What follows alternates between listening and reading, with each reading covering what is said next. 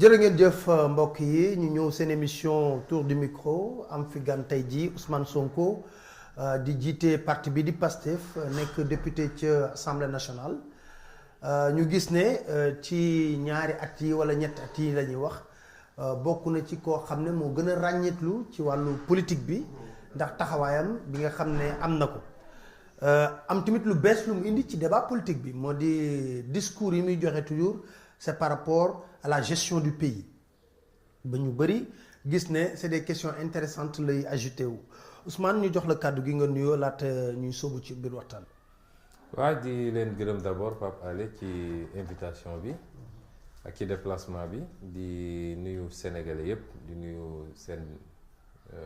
seen téléspectateurs yi. di am mbégte toujours def émission ak yéen. parce que it ngeen ko waxee ci ñun la nekkee ci yéen. mooy taxawaay bi en tant que journaliste parce que métier bu am solo la pour que sénégalais yi di am la bonne information. waaw dañuy tàmbalee Ousmane yow yaa ngi fekk baax Casamance gis nga li fa xew Casamance ñu boom fukki nit ak ñett armée bi intervenir ci foofu ñuy wax ne am na ñu ci jot a jàpp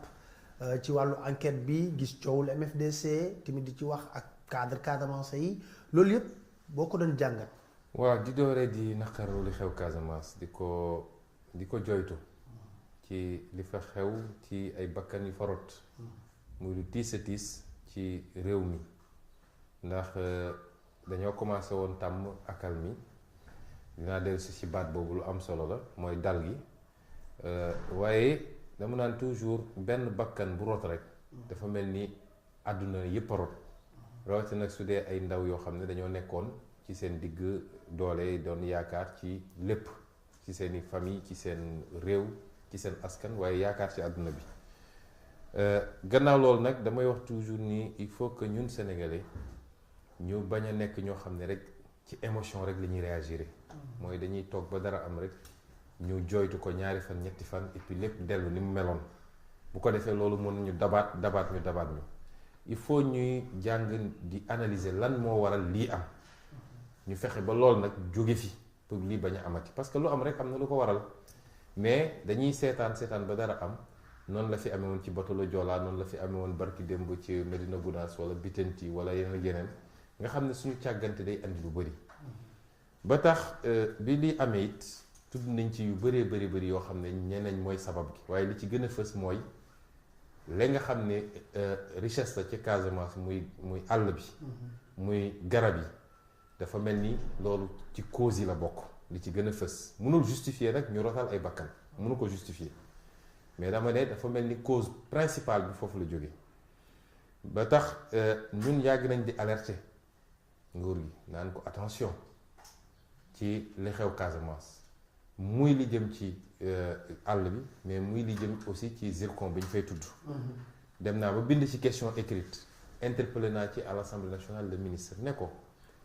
ab zone boo xam ne zone bu sensible la nga xam ne lu suuxatoon problème bi bokk na ci suuf si ñu jàppoon ni dañ koo nangu ci loxo ñenn yóbbu ci loxo ñeneen dëgg la du dëgg mais jàpp loolu bokk na ci mu andi fitna boo xam ne lu ëpp 35 ans tey li ci rot ci bakkan kenn xamul lu mu toll suñu demee ba ñu ne accalmie am na nañuy gérer problème mu zone boobu dañ ko war a gérer avec beaucoup de prudence mais ay nit toog fii Ndakaaru seen bureau taal seen climatiseur recevoir un investisseur bu ñëw yor ay maletam ñu signal ko ne ko demal daggal nañ la fële zircon daggal nañ la fële garab demal dagg lu la neex population yi fa nekk di ko joytu loolu defe naa lu ñu war a moytu la parce que yemul ci Casamance noonu la amee ci fële au nord du pays mais gis nga bi coow li amee au nord du pays dañu deltu gannaaw fi nga demoon def reportage ci 10 000 hectares yi ñu joxe woon Dodel mais bi waa Dodel bañee dañoo dellu gannaaw li tax yooyu su amee fu mel ni Casamance coowul zircon bi am ba tey ñëpp di ci génne ay communiqué ñii naan fitna dina fi juddu ñoom ñu ne forcé tey ñu exploité ko dinañ ko exploité ci doole kon jàmm lu ñuy tabax la te man jàpp naa ni lii li mu wone mooy jusqu'au moment où on parle gouvernement Macky Sall amul plan de sortie définitif de crise parce que interpellé naa à l'Assemblée nationale ne leen gis nga crise su amee day am plan de sortie de crise dimension militaire am ci dimension sécuritaire am ci dimension économique am ci dimension sociale am ci mu nekk plan boo xam ne sax war nañ ko mën a présenter au niveau national toutes les composantes les religieux, les chefs culturels, la société civile, l'État ñëpp ñu valider benn plan avec ñi mu concerné parce que sooy seetlu les langages yi ma mujjee dégg man daf ma rassuré ci benn fànn mooy président Macky Sall bi muy wax 31 décembre dafa ne nos compatriotes du MFDC nos compatriotes bi ma dellu sawaatee dégg kenn ci ñoom ñi jiite foofu di Salif Sadio di wax d'abord mi ngi wax ci li ñu gën a miin ñun ñëpp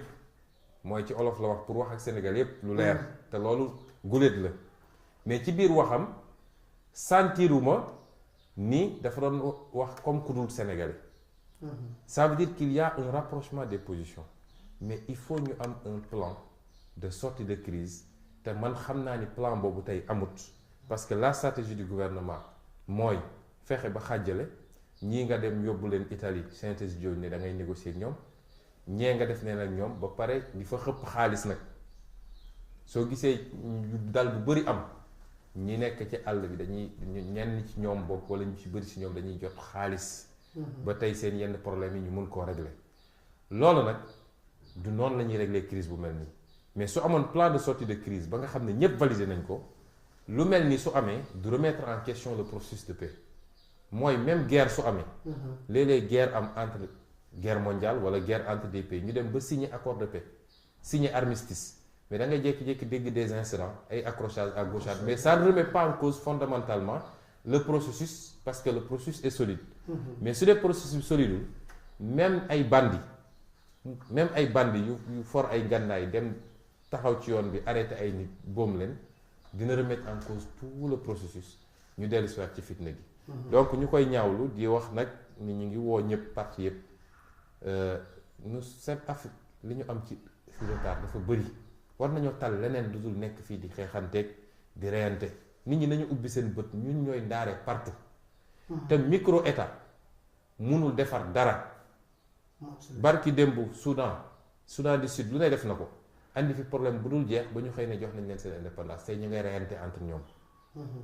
Afrique dafa soxla plutôt une agrégation nu ñuy def bu ñu mënul am Afrique yëpp den benn nañu am au moins des ensembles sous-régionaux yu dëgër zone CEDEAO par exemple mu doon zone bu dëgër mais daggati ay daggati état bi waaye tamit de l'autre côté état bi na gérer cette question-là avec beaucoup de responsabilité nañu instaurer la confiance mutuelle nañu instaurer la compréhension qui transcende les différences culturelles bu boobaa jàpp naa ne dinañu am benn paix définitive buy arranger Sénégal yépp parce que crise bi ñi ci njëkk a perte wala ñi ci gën a perte mooy waa Casamance ñoom seen bopp